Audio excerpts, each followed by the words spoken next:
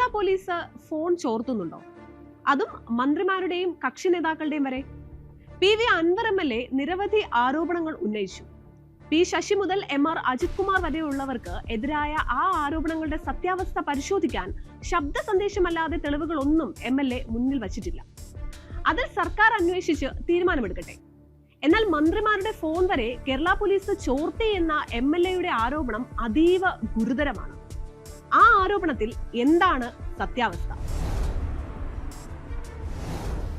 അജിത് കുമാറിന് ഒരു അസിസ്റ്റന്റിനെ വെച്ചിട്ടുണ്ട്, ഒരു IPS ഉദ്യോഗസ്ഥൻ. എന്തിനാ?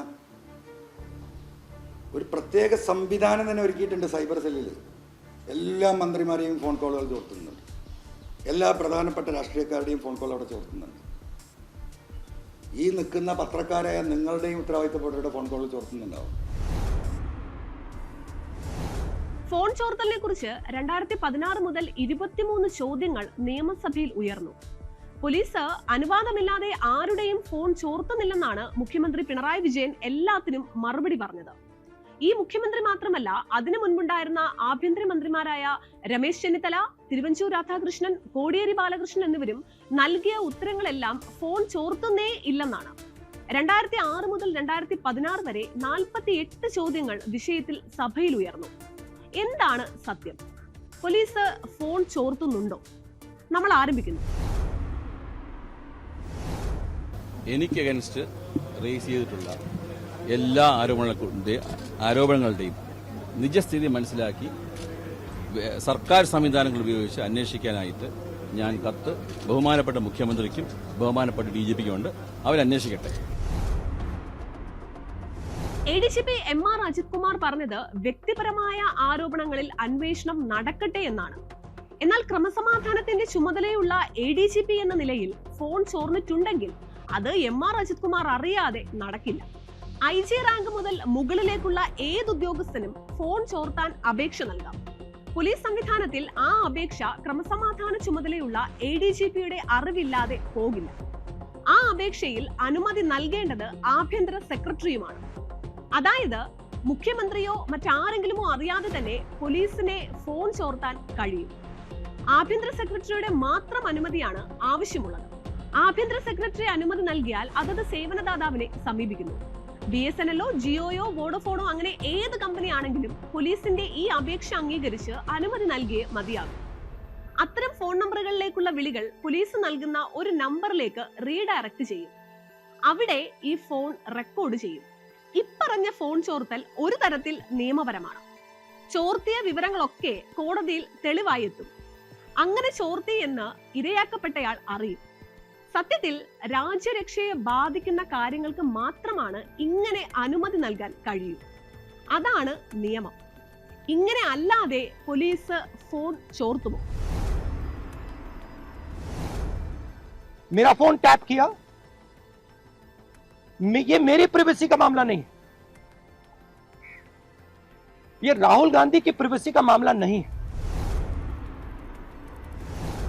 രാഹുൽ ഗാന്ധി 3 വർഷം മുമ്പ് പറഞ്ഞതാണ്. രാജ്യമെങ്ങും വലിയ ചർച്ചയായതാണ് പെഗാസസ് സ്നൂപ്പിംഗ് കേസ്.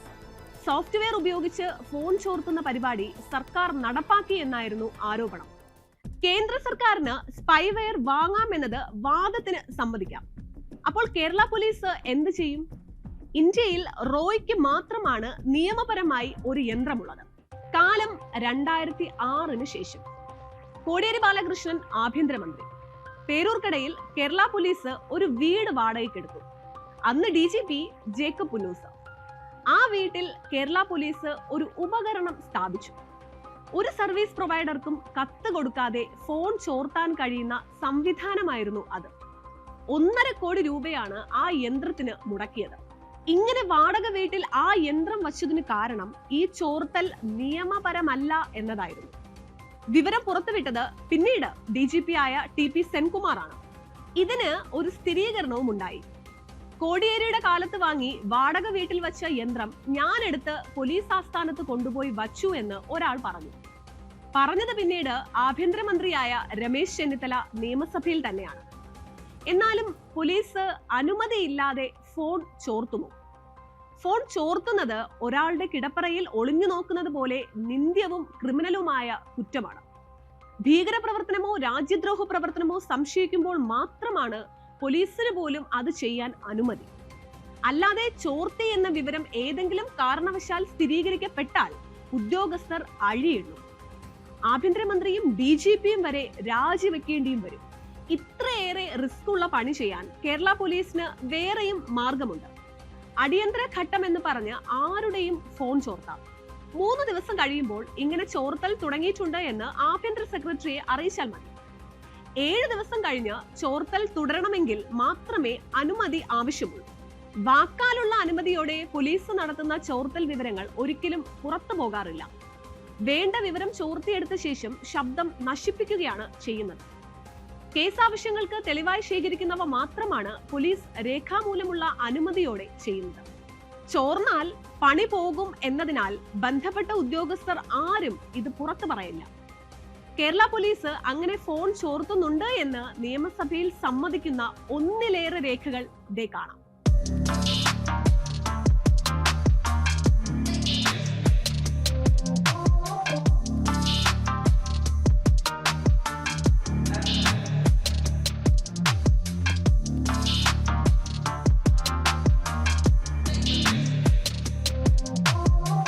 ചോർത്തുന്നുണ്ടെന്നും സുരക്ഷാ പ്രശ്നങ്ങളാൽ വിവരം പുറത്തു പറയാൻ കഴിയില്ലെന്നുമുള്ള ഈ ഉത്തരം മാത്രം മതി പോലീസിൽ സംവിധാനമുണ്ട് എന്നറിയാൻ. ഇതൊരു ചെറിയ കളിയല്ല. സ്വന്തം മന്ത്രിമാരുടെ ഫോൺ എന്തിനാണ് മുഖ്യമന്ത്രി ചോർത്തുന്നത് എന്ന ചോദ്യം തൽക്കാലം എയറിൽ നിൽക്കട്ടെ. ജർമ്മൻ ചാൻസലറായ ആഞ്ചലോ മാർക്കലിന്റെ ഫോൺ ചോർത്തിയത് ആരാണെന്ന് അറിയാമോ? 2010 ബറാക് ഒബാമ പ്രസിഡന്റ് ആയിരുന്ന അമേരിക്കയിലെ ദേശീയ സുരക്ഷാ ഏജൻസി. അത്രയും ഗൗരവമില്ലല്ലോ കെ രാജൻ മുതൽ AK ശശീന്ദ്രൻ വരെയുള്ളവരുടെ ഫോൺ ചോർത്തിയിട്ടുണ്ടെങ്കിൽ എന്ന് ന്യായീകരിക്കേണ്ടവർക്ക് പറയാം. ചോർത്താൻ സംവിധാനമുണ്ടോ എന്ന് ചോദിച്ചാൽ ഉണ്ട് എന്നാണ് ഉത്തരം. ചോർത്തിയോ എന്ന് സത്യം പറയേണ്ടത് കേരള പോലീസാണ്.